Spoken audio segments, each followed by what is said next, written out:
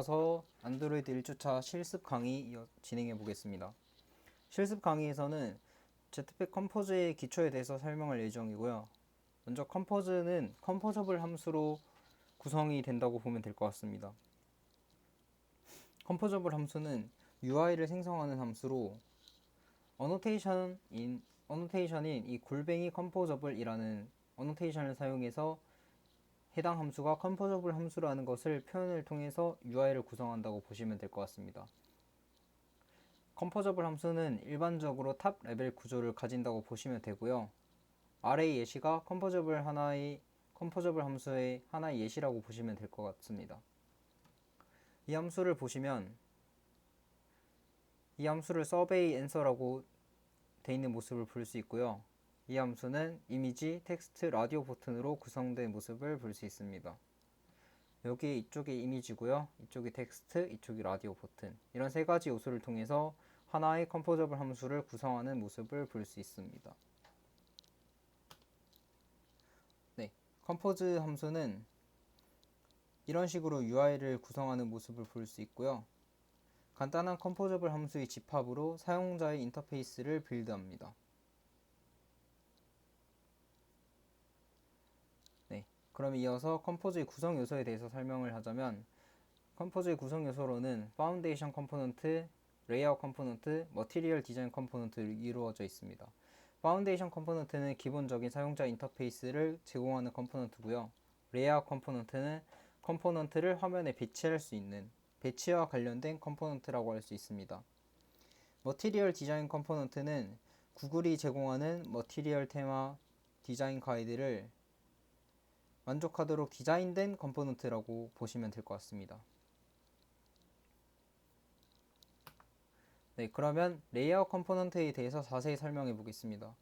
레이아웃 컴포넌트는 컴포저블 함수를 사용할 때 반드시 있어야 되는 컴포넌트인데요. 컬럼, 로우, 박스로 구성이 되어 있고요. 컬럼은 세로로 배치하고 로우는 가로로 배치하고 박스는 해당 영역 안에 컴포저블 함수를 쌓을 수 있는 구조라고 보시면 됩니다. 이러한 컴포넌트를 통해서 화면을 배치해야 되는데 이런 컴포넌트를 사용하지 않으면 다음 예시처럼 보이게 됩니다. 왼쪽의 예시가 컴포저블 어노테이션을 사용한 컴포즈 함수라고 볼 수 있는데요. 이 함수 안에는 텍스트 함수가 이렇게 두 개 있는 모습을 볼 수 있습니다. 하지만 레이아웃이 없기 때문에 이 함수는 같은 위치에 이렇게 두 개가 겹쳐서 보이게 되고요. 컬럼을 사용해서 해당 함수 둘을 감싼다면 세로로 배치되는 모습을 볼 수 있습니다. 이런 식으로 컴포저블 함수는 레이아웃을 사용해서 이 함수의 위치를 조절해서 UI를 구성한다고 보시면 됩니다. 다음은 이 레이아웃을 여러 개 겹쳐서 사용할 수 있다는 예시인데요. 로우 안에 컬럼을 사용한 예시를 들고 왔습니다. 로우 안에 이미지와 컬럼이 들어있는 모습이고요. 이미지는 왼쪽에 배치가 되고 컬럼은 오른쪽에 배치가 된 모습을 볼 수 있습니다. 이런 식으로 로우 레이아웃 안에 이미지와 컬럼이라는 레이아웃이 이렇게 구성된 모습을 볼 수 있습니다. 다음으로는 박스인데요. 박스는 아까 말했듯이 쌓을 수 있는 구조라고 했는데요. 이미지와 아이콘이 이렇게 있는데 이미지가 구성되고 아이콘이 이렇게 쌓여 있는 모습을 볼 수 있습니다. 그러면 이 레이아웃 컴포넌트 안에 컴포넌트를 이제 어떻게 배치하냐고 생각할 수 있는데요. 해당 사항은 이 alignment.bottomend를 통해서 확인할 수 있습니다. 이 아이콘의 위치를 결정하는 건데요. alignment bottomend를 통해서 오른쪽 아래에 배치된 모습을 볼 수 있고요. 로우 같은 경우에는 vertical alignment를 통해서 이렇게 세로로 가운데 정렬한 모습을 볼 수 있습니다. 이 컬럼의 경우에는 alignment center vertically가 없으면 가운데 정렬이 안 되고 기본적으로 위로 정렬이 될 것입니다. 탑 스타트로 적용이 되어 있습니다. 해당 사항에 관련해서는 뒤에서 자세히 설명하겠습니다. 네, 다음으로 모디파이어는 컴포저블 함수에 항상 들어가 있는 컴포넌트인데요. 컴포저블의 크기, 레이아웃, 동작, 외형을 변경하는 파라미터고요. 컴포넌트가 아니라 파라미터입니다. 해당 파라미터를 사용해서 컴포저블의 크기, 레이아웃, 동작 유형을 변경할 수 있고요. 접근성 레이블과 같은 부가 정보도 추가할 수 있고, 사용자 입력 처리, 클릭, 스크롤 등의 고수준의 상호작용 기능을 추가할 수 있습니다. 다음 예시가 모디파이어를 사용한 예시인데요. 모디파이어를 통해서 패딩이라는 간격을 준 예시입니다.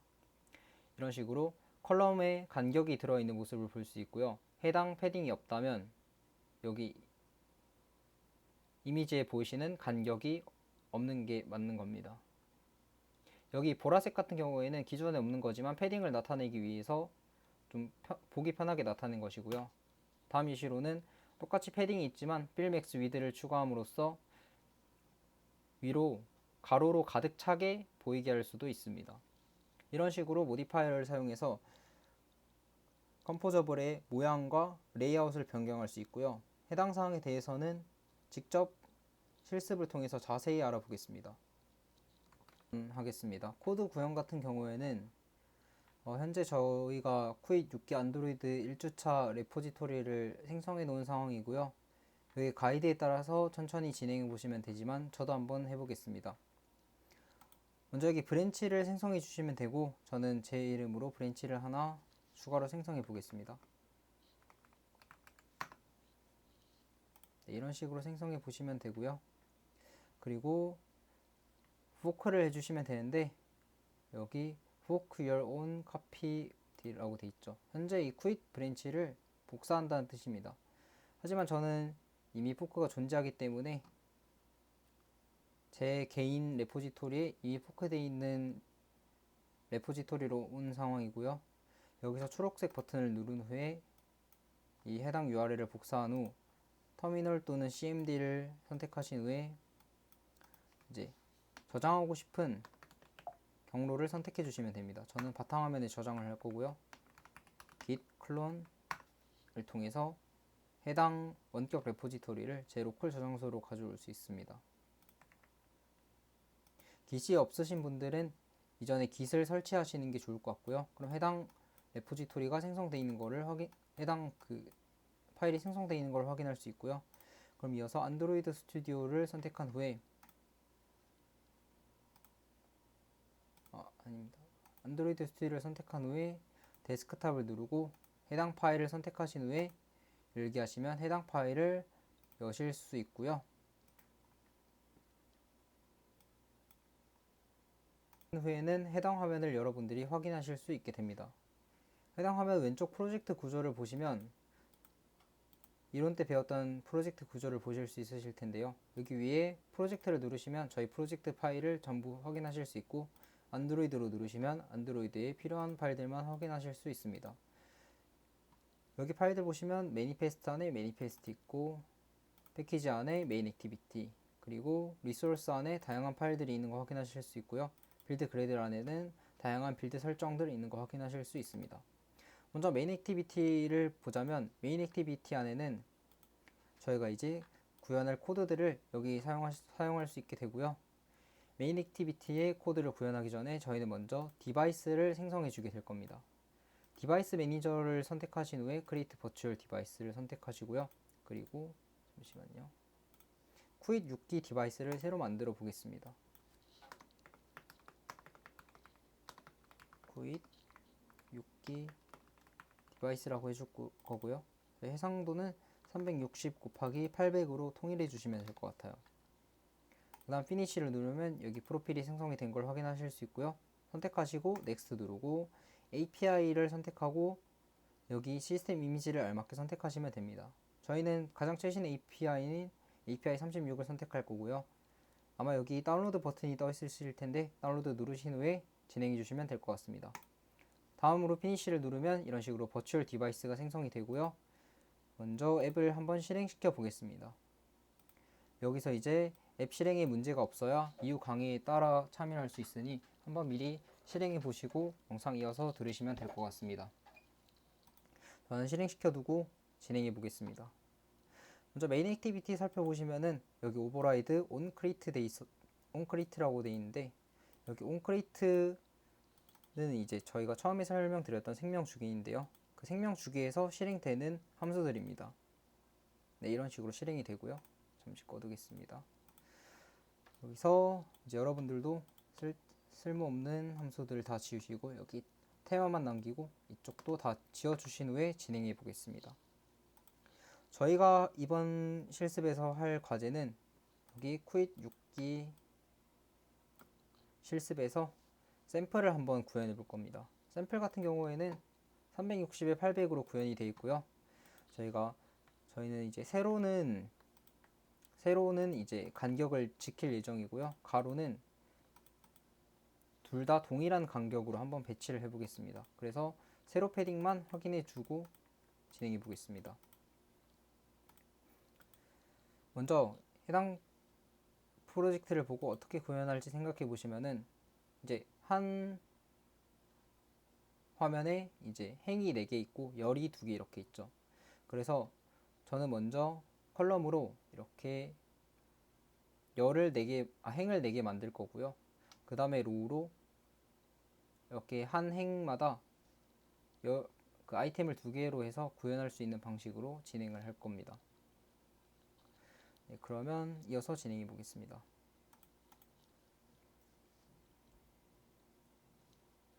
네, 잠시만요. 네, 먼저 코틀린 같은 경우에는 객체 지향 함수로 일반적으로 재사용이 가능하게 구현되는 게 올바른데요. 그래서 저도 한번 새로 파일을 만들어서 이제 열을 구현하기 전에 한 행에 어떤 파일이 생성될지를 미리 정해 보겠습니다. 파일 이름은 샘플로우로 할 거고요. 여기 git이라고 뜨실 텐데 저는 무시하겠습니다. 나중에 직접 추가해 주시면 되고요. 여기 클래스라고 생성하지 마시고 여러분들 저는 잘못 생성했는데 여기 파일로 생성해 주시면 됩니다. 파일로 생성하셨다면 이런 화면이 뜨실 텐데 먼저 컴포저블 함수를 생성하는 방법은 이런 식으로 컴포저블 어노테이션을 만들고 함수를 생성할 수도 있는데 간단한 축약어가 있기 때문에 COMP라고 치시면 컴포저블 함수를 생성할 수 있습니다. 컴포저블 함수 같은 경우에는 반드시 대문자로 시작해야 하고요. 그래서 저는 샘플 중에 행을 만드는 샘플 로우를 만들어 보겠습니다. 샘플 로우 같은 경우에는 모디파이어를 받고 그리고 특정 컨텐트를 받을 수 있는 함수를 만들 거고요. 해당 함수 타입의 함수를 받겠다는 뜻입니다. 컴포저블 함수는 모두 리턴 타입이 없는 유닛이기 때문에 이런 방식으로 함수 타입을 지정해주면 이 컨텐트는 컴포저블 함수가 되는 것입니다. 그리고 한 행을 만들 거기 때문에 롤 선언해서 로우 같은 경우도 이렇게 롤 WR 누르면 바로 로우가 생성이 됩니다. 그리고 모디파이어를 선언해서 일단 부모 높이에 맞추는 fill max width를 미리 해두겠습니다. 그리고 해당 컴포넌트의 배치를 이제 여기 피그마는 자세히 안 나타나 있지만 저는 이제 이쪽의 간격과 이쪽의 간격과 이쪽의 간격을 모두 공통으로 할 거기 때문에 그 배치를 해줘야 하는데 해당 배치 같은 경우에는 호리젠탈 어레인지먼트를 사용하시면 됩니다. 다음에 어레인지먼트를 누르고 스페이스 비트윈을 사용하시면 스페이스 이븐리를 사용하시면 이제 일치하게 배치를 할 수 있고요. 그리고 버티컬 얼라인먼트는 센터 버티컬리로 하겠습니다. 해당 사항 같은 경우에는 로우를 직접 들어가서 확인하실 수 있는데요. 로우 안에 호리젠탈 얼라인먼트와 호리젠탈 어레인지먼트와 버티컬 얼라인먼트가 있고 컨텐트가 이렇게 있죠. 컨텐트 같은 경우도 이런 식으로 로우 스코프로 선언이 되어 있는데 이 로우 안에 이 컨텐트를 배치하겠다는 뜻입니다. 그렇기 때문에 저는 이 로우를 사용해서 이렇게 선언을 해줬고요. 그리고 이렇게 중괄호를 해줬는데 이 중괄호 안에 저는 컨텐트를 넣을 예정입니다. 마찬가지로 해당 방식이 아까 말씀드렸던 후행 람다식이라고 후행 람다식이라고 생각하시면 될 것 같아요. 네, 그럼 이렇게 샘플 로우를 미리 만들어 봤고요. 원래는 이제 프리뷰를 생성해서 미리 이 컴포저블 함수가 어떻게 보이는지를 보여줘야 되는데, 이 부분은 생략하고 뒤에서 프리뷰를 활용해 보겠습니다. 네, 그럼 여기 이쪽 코드에서 프리뷰를 활용해 볼 거고요. 먼저 샘플을 만들어 보겠습니다. 샘플에서 저는 이제 샘플에서 이제 샘플 로우를 활용할 거고요. 먼저 열을 먼저 만든다고 했기 때문에 로우 컬럼을 먼저 만들어 보겠습니다. 컬럼은 똑같이 모디파이어를 선언해 줄 거고요. 처음 화면에서 봤듯이 여기 위의 간격이 27로 공통적이기 때문에 이 부분을 컬럼이라고 했을 때 해당 컬럼이 위에서 27만큼 이렇게 떠 있다는 뜻입니다. 그리고 이쪽이 로우가 되겠죠. 전체 이 컬럼 안에 로우가 4개 들어있는 겁니다. 이렇게 구현할 거고요. 그렇기 때문에 패딩을 탑에 27만큼 줄 거고요. 17.dp로 선언하시면 됩니다. 여기 dp 같은 경우에는 여기 임포트에 이렇게 추가를 해주시면 되고요. 다음으로 샘플 로우를 저희가 아까 샘플 로우를 만들어 놨기 때문에 샘플 로우를 활용해서 만들어 볼 거고요. 그 전에 프리뷰를 먼저 만들어 주겠습니다. 프리뷰 같은 경우도 prev라고 치시면 이렇게 생성하실 수 있는데, 샘플 프리뷰라고 만들어 놓을 거고요. 프리뷰는 이쪽 화면에서 확인하실 수 있습니다. 먼저 저는 백그라운드를 볼 거기 때문에 show 백그라운드를 true로 할 거고요. 프리뷰 같은 경우에는 박스로 해서 전체 화면이 360 곱하기 800을 보여주도록 하겠습니다. 박스도 modifier는 modifier.fillmax 사이즈로 하면 fillmax 사이즈로 해서 이렇게 부모의 높이에 맞게 전체 화면을 꽉 채울 수 있고요. 그리고 샘플을 선언해서 샘플을 볼 수 있게 해보겠습니다. 네, 이런 식으로 하면 먼저 프리뷰가 완성이 됐고요. 다음으로 이제 이어서 한 행씩 만들어 보겠습니다. 먼저 샘플 로우 보시면은 이렇게 구현이 되어 있는데요. 먼저 첫 번째 샘플은 위에 패딩이 따로 필요 없기 때문에 구현부터 먼저 진행해 보겠습니다. 첫 번째 구현은 이제 라운드가 둥근 라운드가 20인 사각형과 이제 원을 크기가 60인 사이즈로 만들 거고요. 해당 구현을 먼저 해보겠습니다. 해당 구현은 박스로 진행할 거고요. 박스로 만들어서 모디파이어를 통해서 박스의 모양을 수정하는 방식으로 진행해 보겠습니다. 먼저 너비가 60이었고요. 그리고 높이도 60이었죠. 그리고 모양이 둥근 모양으로 돼 있으니까 라운드 코너 쉐이프로 해서 그 코너를 20dp만큼 둥글게 깎겠다는 뜻입니다. 그리고 백그라운드로 컬러가 아직 안 들어왔군요. 컬러에서 여기 임포트 해주시면 됩니다.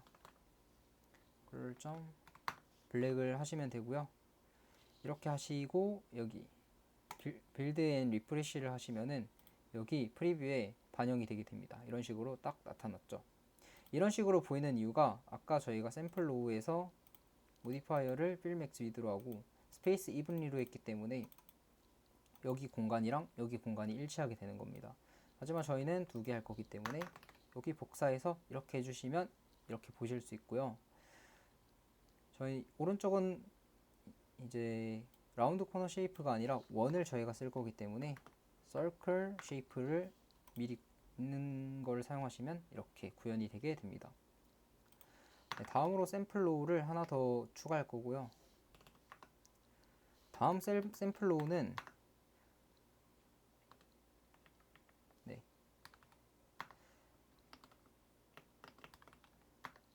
잠시만요.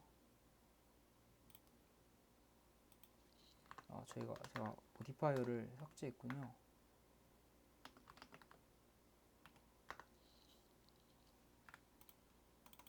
모디파이어를 여기 위에서 모디파이어를 밖에서 주입받을 수 있게 할 거고요. 해당 방식으로 모디파이어를 만들어서 패딩을 탑에서 몇인지 확인해 보겠습니다. 네, 해당 로우는 위와 20만큼 차이가 나네요. 그럼 20만큼 주면 되겠죠? 20.dp로 이렇게 하면은 해당 탑에 20만큼 패딩을 가진 모디파이어가 이 해당 로우의 모디파이어로 사용이 되게 됩니다. 이런 식으로 모디파이어는 대문자 모디파이어는 저희가 기본 생성된 아무것도 없는 모디파이어라고 할 수 있고, 여기 모디파이어는 밖에서 생성된 모디파이어를 이렇게 주입받은 거로 보시면 됩니다. 네, 이렇게 하고 다시 이제 이어서 진행을 해볼 건데요.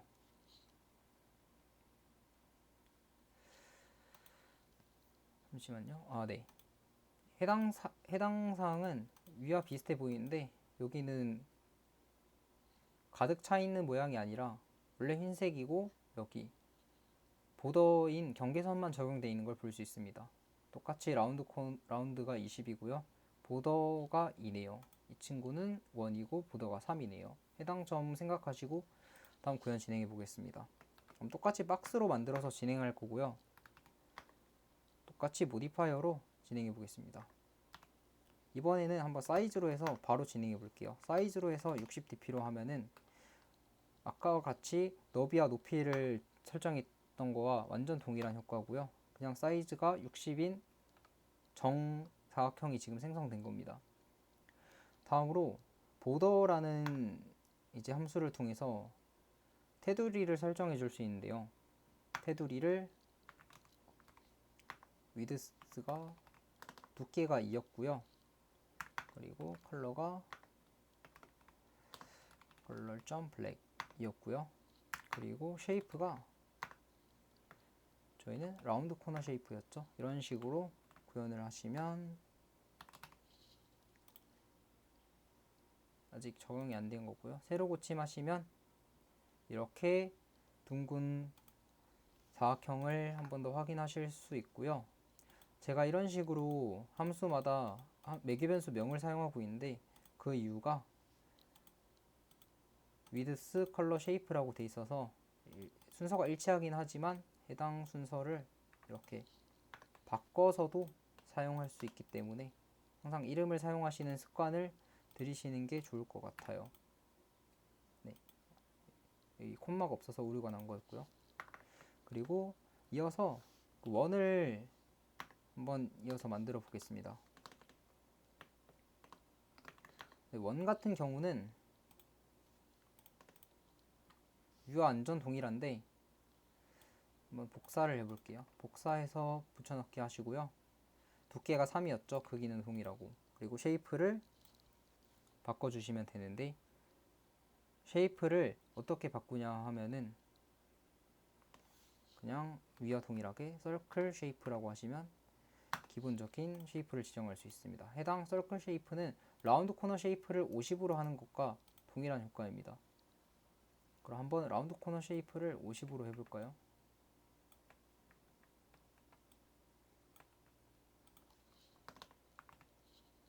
네, 완전 동일한 효과고요. 이걸 적용한 서클 쉐이프를 미리 컴포즈에서 제공을 해주는 겁니다. 서클 쉐이프로 하는 게 코드가 좀 더 가독성이 좋겠죠. 네, 다음으로 또 샘플 로우를 진행해 보겠습니다. 다음 샘플 로우는 좀 색다른 모양인데요. 이 친구도 위와 20dp 차이가 나고요. 사이즈가 76이네요. 그리고 안에 또 다른 사각형과 원이 들어있는 모습을 볼 수 있습니다. 해당 구현도 빠르게 진행해 볼게요. 네, 똑같이 모디파이어를 주입해 줄 거고요.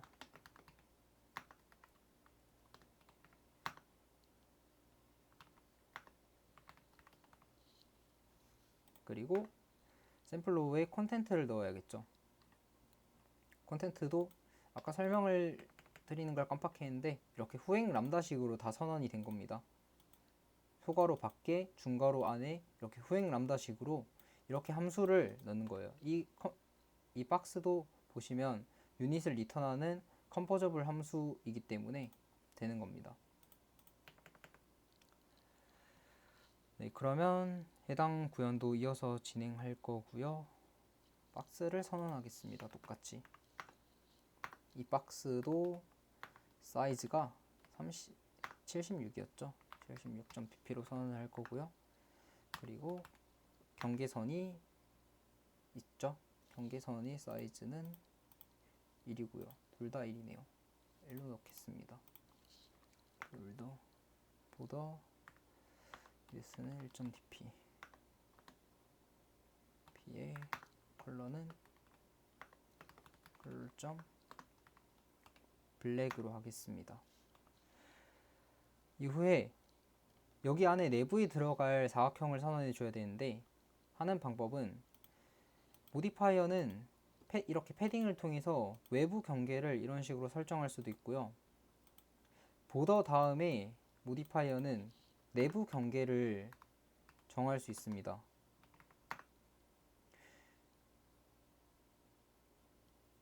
그래서 내부 경계가 보시면 내부 사이즈가 8만큼 차이가 나고요. 이 친구도 8만큼 차이가 나네요. 여기에 어를 8.dp로 하시면은 이렇게 여기 안에 8만큼의 공백을 가진 무언가를 이제 넣을 수 있게 돼요. 여기에 이제 배경색을 칠하면 어떻게 되나 보시면 컬러 좀 레드 하시면 저희가 아까 처음에 봤던 사각형과 동일한 사각형을 만들 수 있고요. 이렇게 보더 다음 패딩을 넣으면 보더 안에 이렇게 패딩을 이렇게 만들 수 있습니다. 만약에 패딩을 보더보다 먼저 넣으면은 어떻게 되나 한번 보여드릴게요. 잠시만요.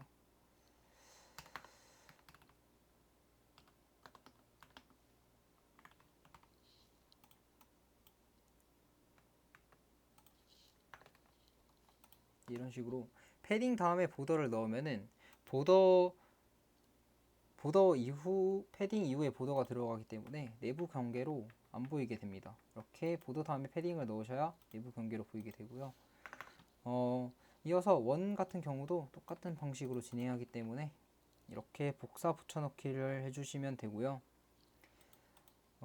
여기서는 해당 안에 내부 경계가 파란색이 돼야 돼서 파란색으로 넣을 건데 이렇게 뭔가 배경을 파란색으로 칠하고 뭔가 원으로 바꾸면은 원이 될 것 같지만 아닙니다. 왜냐하면은 이렇게 8dp로 설정된 배경이 파란색으로 이미 칠해지고 이 내부에 있는 그 남은 공간이 원형으로 잘라지는 거기 때문에 이미 배경은 파란색으로 칠해진 후여서 그냥 사각형으로 보이게 되는 거고요. 그렇기 때문에 먼저 내부 공간을 원형으로 클립을 한 후 배경을 칠해야 이렇게 원으로 보이게 됩니다. 네, 이런 식으로 나머지 UI도 구현을 했고요. 이어서 이미지를 구현할 건데 이미지 같은 경우도 먼저 샘플 로우를 가져오겠습니다. 그리고 이 친구도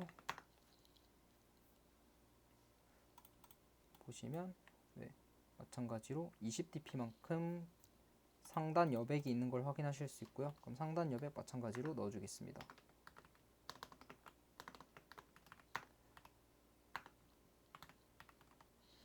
다음 이제 이미지를 넣으시면 되는데 이미지는 이미지 함수를 사용하시면 됩니다. 이미지 함수를 사용하시면 되고 이미지 함수 같은 경우에는 한번 들어가서 보시면은 다양한 함수들이 있어요. 비트맵도 있고 페인터도 있고 이미지 벡터라는 그 파라미터가 있는데 저희는 페인터라는 모든 이미지를 다 사용할 수 있는 범용적인 그런 파라미터를 사용하는 이미지를 쓸 거고요. 페인터를 사용해서 페인터 리소스를 사용하시면 됩니다. 그 전에 먼저 이미지를 넣어 주셔야 되는데요. 피그마에서 해당 이미지 선택 후 PNG로 익스포트를 해주시고 데스크탑에 저장을 해주시면 됩니다. 그렇게 하시면은 이제 데스크탑에 이렇게 이미지가 저장된 거를 보실 수 있고요. 이미지가 저장된 거를 그대로 잠시만요.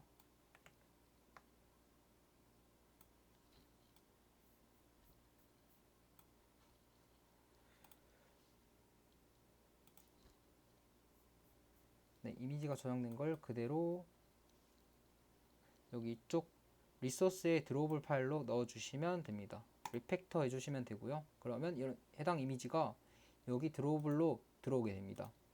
드로우블 파일의 규칙은 이제 대문자로 시작되면은 안 된다는 규칙이 있어요. 빨간 줄이 뜨고요. 반드시 소문자로 이미지 파일명을 시작해야 됩니다. 그러면 이미지를 한번 넣어볼게요. 저희가 대문자 r을 사용한다고 했죠. 이 해당 r을 사용해서 리소스를 나타내게 되고요. r.drawable 이미지를 사용해서 이미지를 가져오게 됩니다. 그리고 나머지 파라미터들도 다 채워줘야 하는데요. 해당 이미지를 보시면 여기 페인터를 보시면 페인터와 그 컨텐트 디스크립션을 보시면 해당 두 속성은 이렇게 기본값이 안 들어있는 걸 볼 수 있어요. 그래서 이 두 기본값은 반드시 채워줘야 하고요. 페인터는 이미 채워줬기 때문에 컨텐트 디스크립션을 채워보겠습니다. 컨텐트 디스크립션을 채워야 하는 이유는 이제 구글에서 시각장애인을 위한 이 이미지가 어떤 이미지인지 설명하는 그런 디스크립션을 써야 되고요. 이렇게 컨텐트 디스크립션까지 써주시면 되고요. 그리고 이어서 이미지 사이즈를 안 봤네요. 80 곱하기 80이네요. 80 곱하기 80으로 모디파이어를 사용해서 이미지의 사이즈를 지정하겠습니다. 이렇게 하시면 여기 이쪽에 딱 하고 이미지가 나타날 겁니다. 네, 이렇게 보이시는 걸 확인하실 수 있고요. 다른 이미지도 추가해 볼게요. 해당 이미지도 똑같이 게이 이미지인데 그 게이 이미지는 이제 둥글게 돼 있기 때문에 이 모디파이어를 사용해서 둥글게 만들어 보겠습니다. 이렇게 여기 피그마에 있는 디자인을 완벽하게 만족한 모습을 보실 수 있고요. 이제 가로 그 여백은 제가 이걸 신경 쓰지 못해서 안 맞지만 이렇게 완전히 동일하게 구현한 모습을 볼 수 있습니다. 여러분들도 이제 안드로이드 개발을 하시다 보면 디자이너들의 요구사항에 맞게 디자인을 할 일이 생기실 텐데 이렇게 피그마를 보시고 직접 비교하시면서 UI를 만드시면 됩니다. 네, 이렇게 UI 만드는 것까지 알아봤고요. 모디파이어에 대해서 좀 자세히 알아볼게요. 여기 이쪽 모디파이 적용 순서에 대해서 좀 궁금한 점이 있으셨을 수도 있는데 제가 예시를 하나 딱 들고 왔습니다. 예시는 저희 텍스트를 활용한 예시고요. 이것도 여기 컬럼 안에 그냥 넣을게요. 네, 텍스트 추가해주면 되고요. 텍스트 매트리얼 3 컴포저블 추가해주시면 되고 이렇게 텍스트 함수도 제가 이것저것 많이 추가해 놓은 모습인데 텍스트 함수 보시면은 여기 이런 식으로 텍스트가 들어가고 폰트 사이즈도 설정할 수 있고 스타일, 웨이트, 컬러, 텍스트 얼라인까지 설정할 수 있습니다. 텍스트 얼라인은 텍스트가 적용되는 위치가 어디인지 해놨고요. 센터로 해놨는데 스타트로 할 수도 있습니다. 스타트로 해둘게요. 여기서 모디파이어가 이렇게 적용이 되어 있는데 모디파이어의 보더와 패딩이 이렇게 적용되어 있는 걸 볼 수 있어요. 제가 처음에 말씀드렸다시피 보더를 넣고 패딩을 넣으면 이 텍스트 함수와 테두리 사이에 내부 여백이 생긴다고 말씀드렸다시피 이런 식으로 내부 여백이 생긴다는 모습을 여백이 생기는 모습을 확인하실 수 있고요. 만약에 패딩을 넣고 보더를 넣으면 이렇게 텍스트와 테두리 사이에 여백이 생기지 않음을 볼 수 있습니다. 왜 그렇냐면은 이 패딩이 적용되고 보더가 적용되는 순서에서는 패딩이 이 텍스트의 전체 이 에리어에 적용이 된 거고요. 보더는 실제 텍스트 크기에만 적용이 되기 때문에 패딩이 적용되었지만 실제 텍스트 크기인 헬로 월드만 감싸는 그런 결과를 확인하실 수 있습니다. 하지만 볼더를 적용하고 패딩을 적용하면은 보더가 텍스트 주변에 먼저 실제 텍스트 크기의 패딩이 실제 텍스트 크기에 적용이 될 거고요. 한번 순서대로 보여드리겠습니다. 네, 이렇게 적용이 되고 패딩을 넣으면 그 패딩이 테두리 안쪽에 실제 여백이 생기기 때문에 시각적으로 여백이 생기는 이런 식으로 구현이 되는 모습을 볼 수 있고요. 이렇기 때문에 모디파이어의 적용 순서는 아주 중요하다고 볼 수 있습니다. 여러분들도 궁금하신 모디파이어 순서가 생기면 이런 식으로 직접 해보시면서 찾아보시는 것도 중요하고요. 하나의 예시로 저희 공식 문서에 나오는 내용인데요. 이런 식으로 클릭 범위에서도 클릭 커브를 선언하고 패딩을 선언하고 필맥스 위드를 선언하면은 전체 클릭되는 영역이 패딩까지 포함해서 확장된다는 것을 볼 수 있습니다. 왜냐면 클릭을 선언하고 패딩을 선언했기 때문에. 하지만 여기 이렇게 패딩까지 포함이 된 겁니다. 이게. 하지만 패딩을 선언하고 클릭 커브를 선언하면 클릭 커브를 패딩 이후에 선언했기 때문에 패딩이 적용되지 않은 이 내부 영역만 클릭 커브이 되는 영역을 볼 수 있습니다. 클릭 커브는 그 해당 컴포저블 함수를 클릭할 수 있는 함수입니다. 이런 식으로 모디파이어는 굉장히 복잡한 모습을 보여주고 있고요. 네, 이상으로 그러면 실습 구현 영상은 마치겠고요. 이어서 저희 과제에 대해서 설명 도와드리겠습니다. 감사합니다.